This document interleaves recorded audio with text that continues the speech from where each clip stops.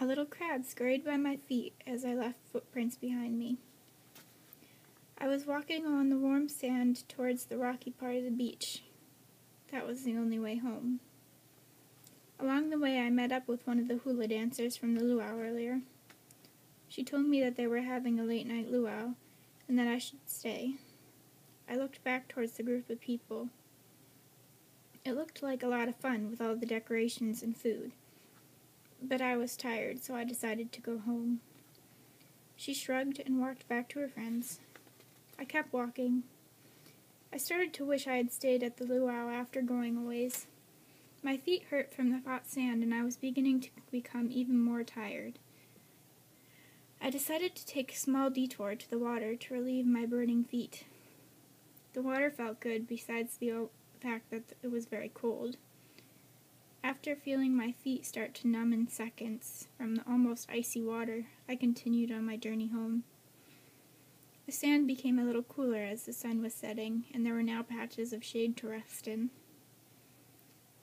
After a while, I had begun to play a little game with myself. Every time I saw a shell, I would pick it up and throw it as far ahead of me as I could. When I got to that shell, I would then pick it up again and toss it.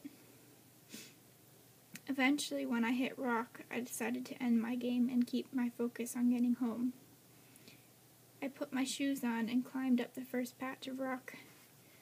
I had almost slipped numerous times and now had several small cuts on my ankles and palms. After climbing over the second patch of rock, I noticed a tide pool. I went over and looked down into it. There were small fish, sea urchins, starfish, and little snails going about their business. In their small pool of ocean water, the little fish made me smile as they raced around and hid every time another creature would move. I then realized that I too needed to get out of there. I began climbing the next patch of rock. It was much bigger than the others had been. As soon as I got to the top, I realized I couldn't see anything.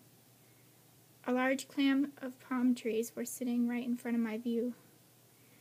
I carefully climbed down and noticed what looked like a small entrance in the rock. I walked through it and was amazed by the sight. There were beautiful palm trees everywhere, flowing with pineapple and coconuts and bananas. The ocean was calm, and there were many people sitting in circles, singing and laughing. I took my shoes off and stepped off the rock into the sand. It was cool to the touch and felt soothing on my tired feet.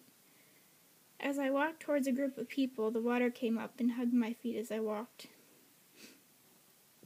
It was warm and very blue. As I looked down at it, I noticed that my ankles no longer had any cuts. I then looked at my hands, and the same disappearance was evident.